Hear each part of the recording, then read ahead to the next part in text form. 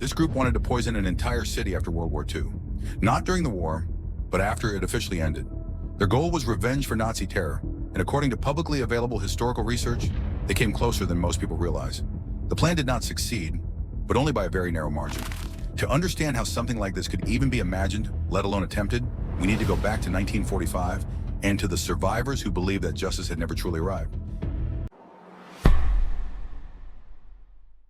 In May 1945, the war in Europe was officially over. Germany surrendered. Cities across the continent celebrated the end of destruction.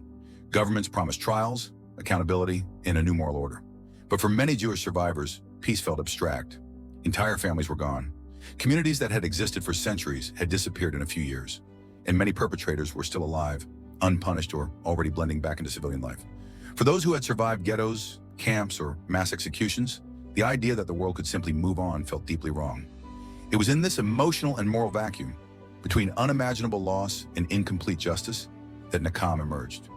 Nakam is a Hebrew word meaning revenge. The name was not symbolic, it was literal. Nakam was never a formal organization with offices or membership cards. According to historians, it was a loose underground network made up primarily of Jewish Holocaust survivors, most of them young adults in their 20s. Some had fought as partisans in Eastern Europe. Some had escaped camps. Others had lost entire families and were now completely alone in the world.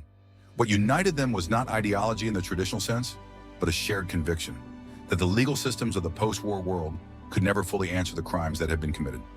Many members believed that traditional justice, trials, sentences, imprisonment, was fundamentally inadequate after genocide.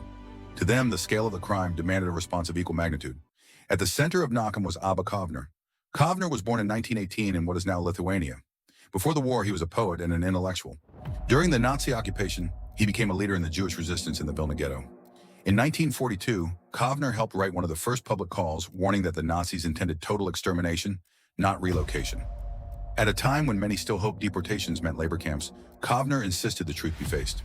After the ghetto's destruction, he escaped and joined partisan fighters in the forest. By the time the war ended, Kovner had seen nearly everyone he knew murdered. For him, revenge was not emotional impulse. It was moral obligation. According to testimonies and later interviews, Nakam developed two major plans. Historians often refer to them as Plan A and Plan B. Plan A was the most extreme. The goal was to poison the water supply of a major German city.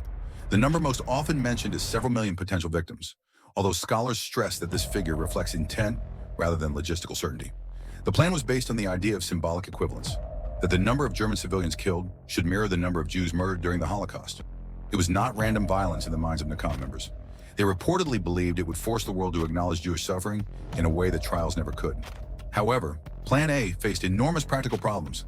Access to municipal water systems was heavily guarded. Maintaining secrecy among dozens of participants was extremely difficult. And even within Nakam, not everyone fully agreed with the scope of the plan. Some members reportedly supported revenge only against former Nazis, not civilians. Others questioned whether such an act would permanently define Jewish identity through violence. Before Plan A could move beyond preparation, it collapsed. Not because of law enforcement intervention, but because it proved too complex and risky to execute. This internal failure pushed Nakam toward a second, more targeted plan. Plan B focused on German prisoners of war.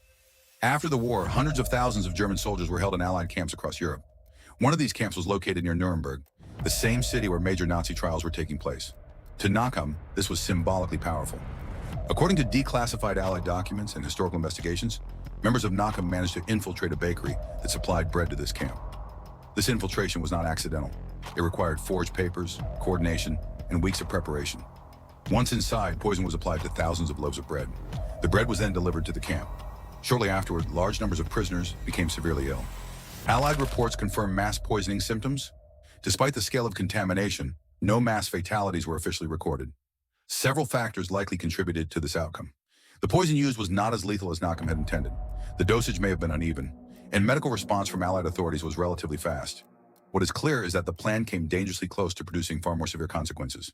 Historians generally agree that if circumstances had been slightly different, the outcome could have been catastrophic. Around the same period, Abba Kovner attempted to travel while carrying poison intended for further operations. He was detained by British authorities. According to later accounts, Kovner disposed of the substance before it could be fully recovered or analyzed. Without their leader, and under increasing surveillance, Nakam began to unravel. Members went into hiding. Contacts were severed. Plans were abandoned. Within months, the group effectively ceased to exist. What happened afterward complicates the story even further. Many former Nakam members eventually immigrated to what would soon become Israel. Some joined the Haganah and later the Israel Defense Forces during the 1948 War of Independence. Others returned to civilian life, married, had children, and never spoke publicly about their past involvement. Abba Kovner himself became a prominent poet, writer, and public intellectual. He rarely discussed Nakam openly during his lifetime. For decades, the story of Nakam remained fragmented.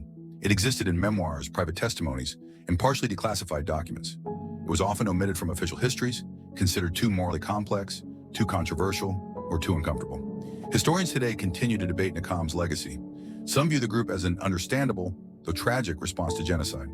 Others argue that their plans crossed an irreversible moral boundary. Many emphasize the importance of context without endorsing the action themselves. What most scholars agree on is this: Nakam cannot be understood through simple labels. It was neither random extremism nor organized terrorism in the conventional sense. It was a product of absolute devastation, born in a moment when the world promised justice, but delivered it slowly, selectively, and incompletely. Nakam forces us to confront difficult questions. What does justice look like after crimes of unprecedented scale? Can legal systems ever fully address genocide? Where does accountability end and revenge begin? These questions remain unresolved, not only historically but morally. Nakam never achieved the revenge its members believed was necessary, but their story reveals how fragile the line is between justice and retaliation when institutions fail and trauma goes unanswered.